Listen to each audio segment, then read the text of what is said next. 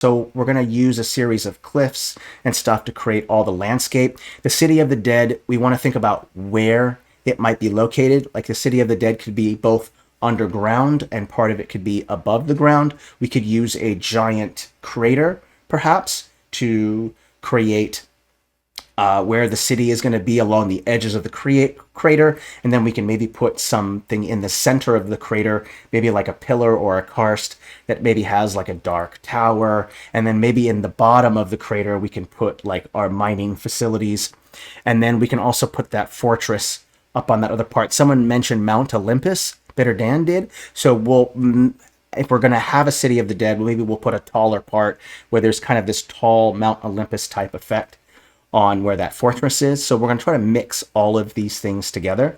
So I mentioned like a crater. So we'll start with terrain. Whenever you're making a map, you generally start with your terrain first. And what I'll do is I'll choose a crater.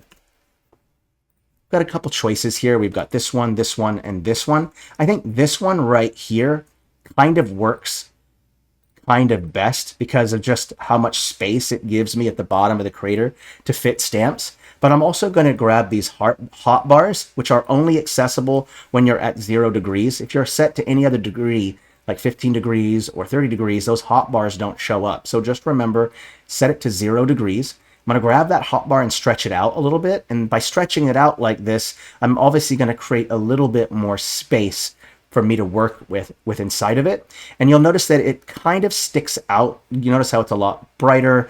It doesn't really match what's underneath it. And so what you can do is go to the blend mode while it's selected and just go all the way down to the very bottom, just with your scroll mouse wheel, and just go to luminosity. It will pick up the color that's beneath it, but what it won't do is it won't pick up its brightness or darkness. So you'll have to adjust that manually. So now I'll just bring the brightness down like this until it kind of matches where I want it to be, like that. So now I have this nice dark kind of crater. And what I want to do is I'm probably not going to center it perfectly. One thing I don't like to do with my maps is to make it everything perfectly symmetrical.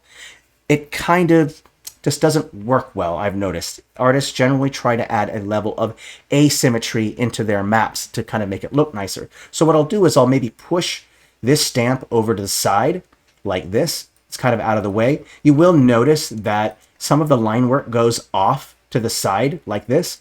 That's not a problem because we're going to end up using a clipping mask to hide those things. That's why one of the reasons why I chose the frame area to be with the add mode of the mask tool. If I go over to the clipping masks, or not the clipping mask, if I go over to the shape tool, the R key, and then I go ahead and turn stroke off, choose fill, choose this setting right here called clipping mask. And if I just use the shape like this and go across like this, it will be there. All I have to do is just bring it up a layer to be above it. And then make sure it's below the frame, right? And then all it does is it will hide that line work like that. And I've noticed that there is some shadow from the frame, so I'll have to put it in the right place. There we go. Let's actually make it a little bit bigger. All the way on this side. There we go. Cover the whole thing. There we go. Okay. So now that we've kind of hidden that line work, we've got that there. So this is kind of a good location. I might even bring it down a little bit this way because if I am going to have something in the center, I kind of want to be able to have whatever that tower is in the center. I want to have some room, and I might even have it overlap some of the frame because that is always an interesting way to create depth, and I'll show you what I mean by that. So we've got this large crater. I might make it just a little bit bigger this way, just to give it a little bit more size and depth. And then from there, I'll probably create like maybe either a karst or maybe even a mesa might work well because mesas have this flat table-like top. And so that'll work perfect, right? We can use that flat table-like top for some landscape. So I'll go ahead and put that on the top. Let's go ahead and put it up a layer, up in the top like that. So now you kind of have that there. And then we'll do the same thing we did before, luminosity blend mode. And then we have to adjust the brightness. And then we have this nice kind of tower here in the center part. And what I might do is I might just bring it a little bit smaller like this.